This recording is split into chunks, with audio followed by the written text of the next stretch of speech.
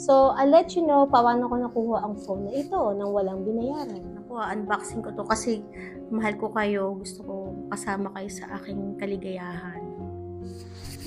Hello mga ka-wifey, it's vlog time!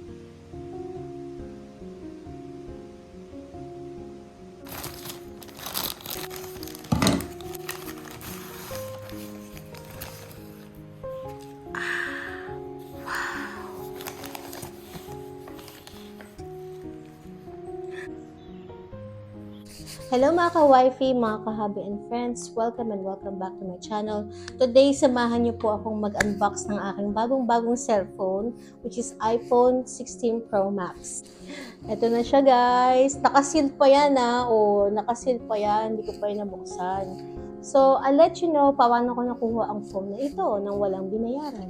Thank you, EE. Thank you for the deal. Yung asawa ko, matagal na siyang loyal subscriber siya ng EE. Internet line namin is EE. Awa ko naman yung phone line niya is EE din. So, ito yung sa akin. Puti yung sa kanya iPhone Pro na white. At ito naman yung sa akin. So, dalawa yan, guys. My God, ang sarap may phone. Ito muna yung sa akin muna. My gosh. Mag-unbox na tayo. Let's go! Ayan na. So yan, nilapit ko yung mic. Let's go, i-unbox na natin. I'm so excited. Wait lang. Wow.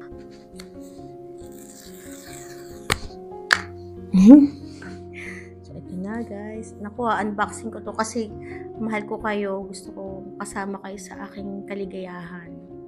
So ito na guys, ito na. Naku, wag sana mabagsak. Lord, wait lang. 1, 2, 3. Ayan na guys. Desert titanium. Ang ganda, diba? Ang ganda. And then, ito siya, wala ha. Bagong-bago yan guys. Para siyang rose gold na maputla. Ang ganda guys. Ang gorgeous niya, Oh, yan ha. So, i-peel off na natin siya. Let's go. Yo. Ang ganda. Ang ganda. Oh my gosh. Ang ganda. So, United Kingdom. Appearance. Oh my God. Ang ganda. Hindi ko siya sa medium kasi malabo ang mata ko. Bring your current iPhone. Okay. Current iPhone. Ay, ito na pala yung aking current iPhone. So, i-prepare natin ito para nag-hello pa rin siya.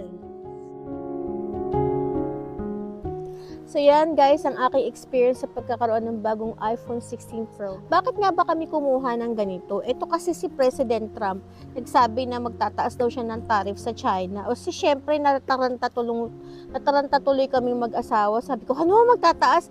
Baka yung dating 100 o 500 pound maging 3,000 pounds. Sabi ko, naku, mahal nun. Sabi, kaya napa-order kami nito. Pero guys, hulugan lang ito. 3 years to pay ito. At under siya ng EE na company kasi yun nga, loyal kami sa EE. Wala talaga akong planong mag-order. Kung hindi lang dahil sa tariff na yun, hindi talaga o-order. Kasi okay pa naman tong iPhone ko. iPhone din to, pero nabili ko to sa Japan, second hand, and it's really, really good quality. Ang ganda pa rin ng quality ng camera na to. Pero yun nga, naka-order na si hubby ng kanya. So sabi niya, sige, umorder ka na rin ng sayo. Originally, ang sabi ko lang is yung 128 lang. But then I realized na, yun nga, malabo na yung mata ko, ganun ako ng ganun. Tapos gusto ko medyo mas malaking capacity. Kasi yung iPhone na rin ang ginagamit ko as pang-vlogging ko. So, sabi ko, sige na nga, ito na lang. So, ito na yung kinuha ko, yung pinakamaganda. So, di ba, ang saya. Yan din ang dahilan ko ba't kumuha rin ako ng bagong microphone. Kasi USB-C siya. At saka gusto ko rin yung design nito kasi maliit lang siya, di botones lang siya. So, kung bet nyo yung mga ganito, kasi hindi ko na kaya kasi ito, mahal na ito, bibili pa ba ako ng mamahaling microphone? Sabi ko, ito na lang. So, ito na yung binili kong microphone. And I really love it. Kasi hindi ko carry yung presyo ng Hollyland Lark M2. Sabi ko, wag na. Ito na lang. So, 15 pounds lang ito sa Amazon. So, bet kung gusto nyo tong microphone na to, ililink ko na lang ulit sa baba. O, di ba bigla ako nag-promo? I prefer yung ganito kaysa bibili pa ako ng additional camera. Okay na to. So, this is like an all-in-one for me, especially I'm vlogging. So thank you so much for watching, and I hope I cheered you up and inspired you as well. So thank you so much for watching. See you again. Bye. Mwah.